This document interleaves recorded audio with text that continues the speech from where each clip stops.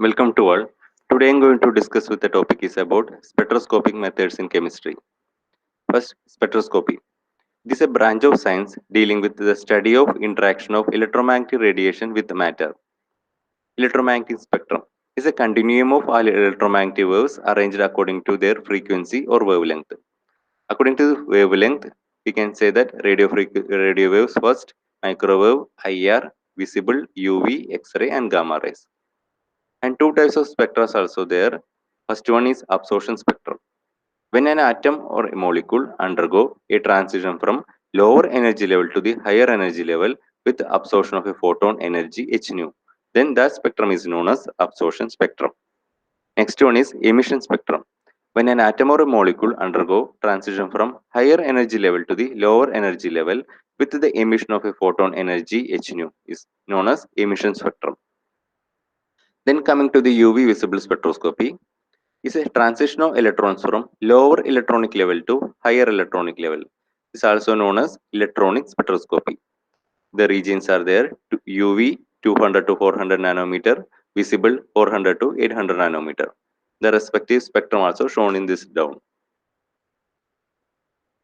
Next, vibration or IR spectroscopy. Transition between vibrational energy levels of a molecule having change in dipole moment with the vibration of a bond. IR spectrum is a plot of wave number on x-axis versus percentage transmittance on y-axis. Coming to NMR spectroscopy, it depends on the absorption of energy when nucleus of an atom is excited from its lowest energy nuclear spin state to next highest one. The nuclear energy levels are produced by keeping the nuclei in a magnetic field. The energy required for the transition falls in radio frequency region. All nuclei carry a charge, so they will possess spin angular momentum. The moment of a spin angular momentum is quantized. That is, only those nuclei which have a finite value of spin angular momentum or spin angular number great I value greater than 0 will precess along the axis of rotation. It is known as spin quantum number. I is associated with the mass number and atomic number of the nuclei. Some examples are listed here. Some of them are NMR active, some of them are NMR inactive. Then we can see that the value of I becomes 0 in first section, and second section value of I become 1, 2, 3, that is integral value, and third section half integral value of I become half integral value. Then value of I become is 0, the NMR, that species are NMR inactive. That means protons and neutrons having even values. Number of protons and neutrons are even numbers. This technique consists of exposing the protons in an organic molecule to a powerful external field. It is generally convenient to keep the radio frequency constant and the strength of magnetic field is constantly varied. At some value of field strength, energy required to flip the proton matches with the energy of the radiation. That means absorption occurs and a signal observed. Such a spectrum is called NMR spectrum. Proton NMR spectrum of ethanol is shown in this figure. And next one, internal standard used in NMR spectroscopy. Tetramethylsilane is accepted as internal standard for calibrating the chemical shift for proton and C13 NMR spectroscopy in organic solvents. Because all 12 hydrogen atoms in tetramethylsilane molecule are equivalent. It is also noted in zero value. It is also known as TMS. That means tetramethylsilane is chosen for many reasons. The hydrogen nuclei in tetramethylsilane are highly shielded because silicon has low electronegativity. As a result, you would have to increase the magnetic field by the greatest amount to bring the hydrogen back into resonance. TMS is soluble in most organic solvents and TMS is easily evaporated. These are the main reasons we can use TMS as an internal standard for NMR spectroscopy. And proton NMR spectrum. NMR absorptions generally appear as sharp peak. Increasing chemical shift is plotted from left to right. Most protons absorb between 0 to 10 ppm. The terms Upfield and downfield describe the relative location of the peak. Upfield means right, downfield means left. NMR absorptions are measured relative to position of a reference peak. That means TMS peak. TMS is volatile inert compound that gives single peak upfield from typical NMR absorption. Proton NMR position of signal. Since electron experience a lower magnetic field strength, it needs a lower frequency to achieve resonance. Lower frequencies to right in the NMR spectrum towards a lower chemical shift. So, shielding shift absorption upfield. Proton NMR signal. Number of signal. How to calculate number of signals? The number of proton NMR signals equal to number of different types of protons in a compound. And protons in different environment give different NMR signal. Equivalent protons will give same NMR signal. Some examples are listed here. Next one, chemical shift. The difference in absorption position of a proton with respect to TMS signal is known as chemical shift. It also represents delta value. The spin flip frequency minus TMS spin flip frequency in Hertz divided by NMR operating frequency in Hertz into 10 raised to 6. We can calculate the chemical shift for a respective peak. Coming to deshielding, shielding and deshielding. That is, these are the possibilities of chemical shift or factors affecting chemical shift. If a proton is surrounded by electron donating group, then shielding occurs. Thus, the constant radio frequency shielding shift absorption upfield in all molecules where there is a spherical distribution of electrons around the proton. It is called positive shielding. Presence of electronegative atom or group cause reduction in electron density around the proton. That means deshielding. And thus absorption is shifted downfield, delta value increases. Hence, electronegative atom are said to deshielded the proton and cause it have a higher chemical shift, moving it to left. That means downfield. The magnitude of deshielding effect, however, rapidly decreases as the distance between the proton and electronegative atom increases.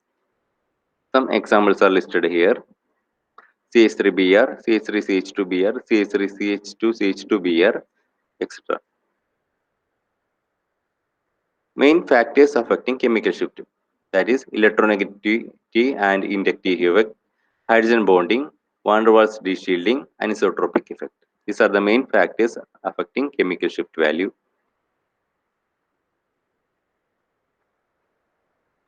Anisotropy, this is also known as space effect. In compound containing double or triple bond circulation of pi electron about nearby nuclei generate an induced field which can either oppose or reinforce the location of proton or space occupied by the proton. The occurrence of shielding and deshielding can be determined by the location of proton in space, and so it is known as space effect. Next, hydrogen bonding.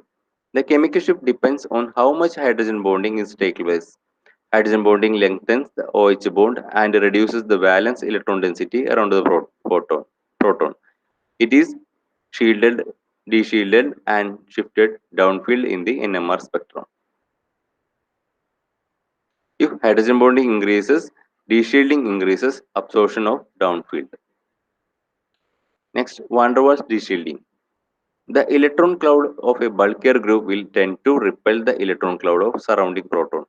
Thus, such proton will be deshielded, will resonate at a slightly higher delta value than expected in the absence of this effect. Some problems are listed here.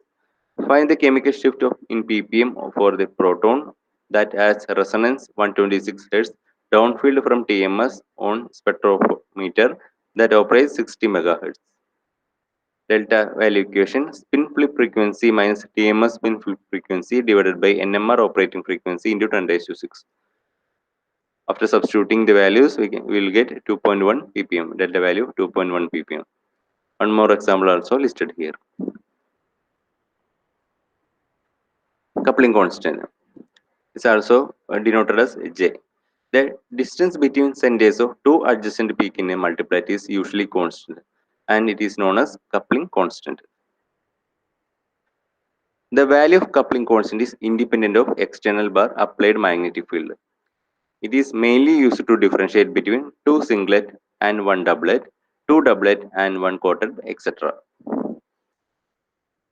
If it is doublet, J value will not change. Unit of coupling constant is denoted hertz, also in CPSC, that is cycles per second. Generally, value of coupling constant is up to 20 hertz. It can be a positive value or negative. If the energy is lower when the two nuclei have opposite spin, its value will be positive. If the energy is lower when two nuclei will parallel spin, then its value will be negative.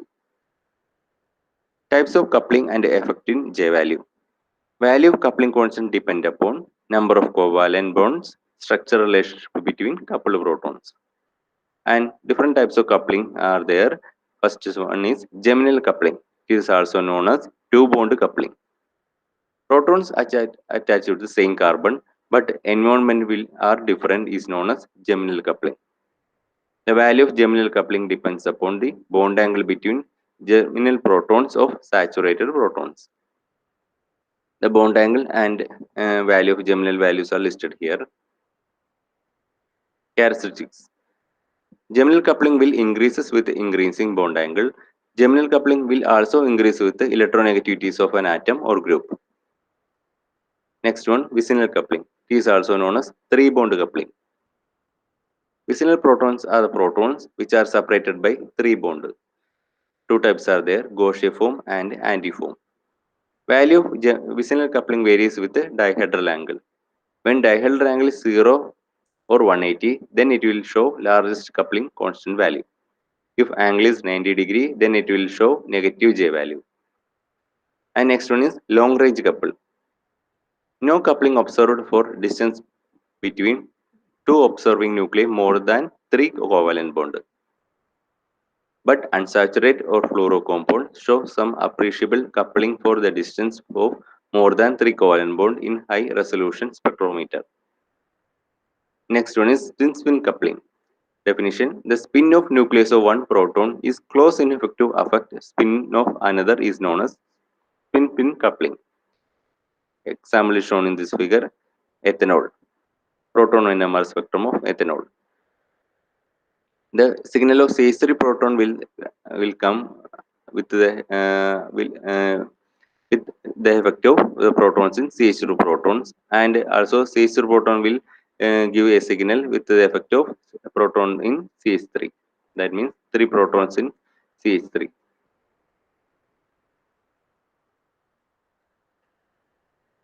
Next section is spin decoupling or double resonance. This is a technique which involves irradiation of a proton or set of protons. This irradiation is done by intense radio frequency energy. This energy eliminates spin-spin coupling among the protons. Two radio frequencies are used, known as double resonance or double irradiation. This technique is powerful tool for simplifying the spectrum. NMR spectrum of ethanol is shown in this down. Spin decoupled spectra after, without decoupling and after decoupling is shown here. Next, Pascal triangle.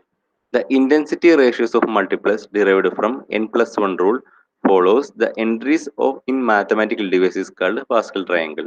Each entry in the triangle is the sum of entries above it and to it immediate left and right.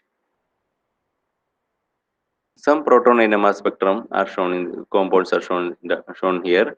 1 chloroethane, 2 chloropropane, ethyl ethanoate, parabromophenol, propanamide, etc. And some of them are given for homework. Thank you.